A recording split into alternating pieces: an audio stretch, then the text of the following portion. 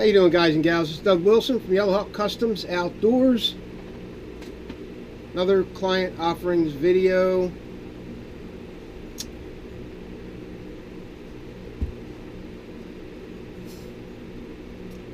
I get asked this question all the time.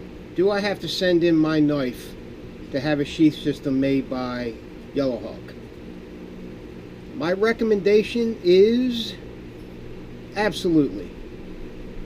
If you want guaranteed perfect fit and retention, I need your knife. I tell you, there's no other way around it. I really am not concerned with what other makers say. I've been doing this a long time. I know that I need your knife if you want perfect fit and retention, because I can get perfect fit and retention, but only if I have your knife. Having said that, knives like this, the BK7, they're pretty close to specs from knife to knife to knife, almost exactly. On rare occasion, I do have, someone try to put their knife in the sheath and maybe it's a little bit tight, or it's got a little bit of movement in it. That's unusual for a production knife like this, but it does happen. Knives like the Silent Hero, most of the Tops knives, the Beckers, production knives, I can usually get away with it. Problem is, most guys don't know what is a production knife and what is a custom knife or a semi-custom knife. You gotta ask. Most people think that Bark River knives, Bark River Knife and Tool, are production knives. They're not. They are semi-custom knives, more on the custom side because they're hand finished. So the only way I can explain it is a knife like this is made by a machine. The handles are milled out by a machine. A knife like this, which is the JX4 Bushbat, is made by hand, primarily. I mean, it's finished by hand. These are knife blanks and stock removal. However, the handles and all the grinding is done by hand. So every knife is going to be different from Bark River. Every knife from LT Wright is going to be different. Every knife from Peter Kohler is going to be different. Every knife from Mike Wallace at Wallace Edge Tools is going to be different. That kind of thing. They're custom knives. Production knives, generally I can get away with it. Sometimes I can't. I know which knives will work and which knives won't. This guy here, this is the, now what you're seeing on the blade is Frog Lube or CLC Plus Seal Lube. I try to, take care of my blades, and I put a coating of that on there. This is the Tahoma Field Knife, designed by Andy Tran, made by Tops. This knife runs pretty close to specs from knife to knife to knife. However, I'm going back to rule number one again. If you want perfect fit and retention, I have to do it with your knife. Okay, that's basically how it works with Kydex. Okay, let's get into showing these sheath systems. I gotta remember who these are for. Let me, I got a bad memory. I definitely have a bad memory. This one is for John Watson. John Watson, this is my Sear 1 Extreme. It's got a lot of stuff on it. It's got a piggyback with a Scandi Trekker.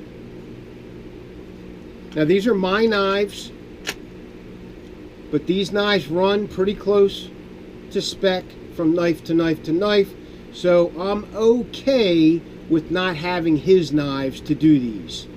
But when he gets this sheath, it may be a little tight, or he may have a little bit of play here or there. It happens sometimes. Generally, it works out pretty good though. face mount ferro rod on the piggyback. This is woodland camo infused. This is the infused woodland camo. Real tough pattern, can't scratch it off. AccuSharp diamond sharpener on the side. This is actually a Gerber. I find that the Gerbers run 800 grit instead of 600 grit. So I like to put these on occasionally for if I can get. I can't always get them. These are a little more expensive than the other ones that I offer, the other AccuSharps and the Smiths and all, but I find that they're a little finer grit, so I like to use them. They are silver, as you can see. Nothing I can do about the color. I've tried painting the ends with black. It comes off. It eventually comes off. So just gonna have to deal with, you know, I cover most of the color up anyway with the actual holder, so most guys don't bother with it. It's a field system. You know, you use these things in the field. Tech lock on the back.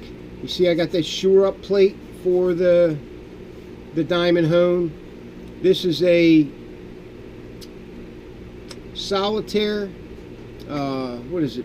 Mini mag solitaire. Nice lights. It's a holder for it. It's not. He doesn't get the light. He's got to buy his own light. But there's these are pretty nice. I've used these for years. They're dependable. There's a lot of. I know there's a lot of new tactical flashlights on the market. I like tried and true. I like what I know, absolutely know, works. So I have a lot of experience with this flashlight. It works well in all types of conditions. It's waterproof. It's bright. Works well. If you want a cylindrical flashlight on your sheath, these work well. These also work well. I got a lot of experience with this Phoenix E05 as well. All right, it's the Phoenix E05. I can put these on as well. Now, I can include the light, but it's easier for you to just get your own. I do have them in stock, but it's easier for you to get your own. It really is. Plus, you might find it cheaper than I do, because I deal with eBay a lot, and it depends on where I get it, who I get it from, as to what the price is. I try to get the lowest price I can get when I'm buying them, but it doesn't always work out, you know, to get the cheapest price. Tabby dangler. This is the new hide that I'm working with. This is Amish leather. Now they oil their leather, and then on top of that I wax it. I impregnate wax into it. Actually, it's snow seal, and I actually get that wax into the pores of the leather so that it's extremely weatherproof, and it just makes the hide last a whole hell of a lot longer. So there's the sheath system. Pretty nice. Get that Yellow Hawk click.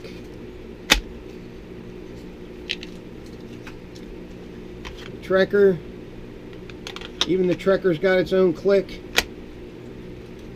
There it is. Hey, John Watson, I hope you like it. It's going out soon, brother. This one is for... what the heck? Let me see if I can find out who it's for really quick, because I don't even have a clue as to who this one's for. That's for Becker BK7, so I'm thinking I can't remember. Okay, rather than like waste time here, I'm going to put it in a note if I can find out who this belongs to. I'm going to have to find out because I got to send it to him. Next one, I'll just show it to you. This one's set up for baldric system carry. You can carry it horizontal baldric or vertical baldric. You just take off this leather loop. You don't even have to take it off. Bend this down, right, and snap into the D-ring right here. on this side. So you snap in here, you just lift it up a little bit, snap in here, and it hangs vertical. Horizontal, you can either have it this way, or you can have it this way and hang it horizontal baldric style. He needs a sling, so Hawkley assembly on the front, 1/2-inch ferro rod holder on the side, shore up plate, that scallop plate that a lot of guys like. It's not just pretty, it actually shores up the sheath real well, makes it tougher. I know Kydex is tough by itself, but it's even tougher when you double it up and triple it up. Doesn't add a whole lot of weight to it. I mean, this piece right here is like, I don't know, 1/4 of an ounce, something like that. So there it is, tactical black with Kydex Highlander tabby dangler, which this whole thing comes off. Just undo these two screws, that whole thing comes off, so you can wear it, you know, scout style or whatever, vertical or pack carry or whatever. Most guys just bend this down and then just wear it like that with the loop still on it, but that whole thing does come off. Yeah, I make them that way. All right, that's it for that one. Okay, this is JX4 bush bat. It's designed by Chris Tanner from Prepared Mind 101 and built by Bark River Knife and Tool in Escanaba, Michigan. Yeah, Michigan. Escanaba, Michigan. Mike Stewart, the owner of Bark River, is flying me out there in September to do some stuff. So I'm pretty excited about that. So this is the JX4 bush bat. Here's the EDC sheath system I designed for it. Really tough, really dependable. There's no moving parts or anything like that to wear out and whatnot, or rattle. I tell you, the bane of my existence is sheath systems that rattle. It really irritates me, so you're not going to get any rattle out of my sheath systems. Got the combat lock on it. This screw right here, you just turn the screw to increase the retention, turn it the other way to reduce the retention. Okay, it works real well, it's real simple, won't wear out. There it is. These bush bats have a pretty good click, but you can see where I get the retention right here is a very small area, but I can still get a decent click out of it. Nice and tight, no rattle. Here's another one for, this is for Alan Neva. No. This, you know what? Let me see here real quick. I got that wrong. This one is for Adam Marlowe. This one is for Alan Neva. Alan Neva. This is just like the one I built for Chris Tanner. It's exactly the same.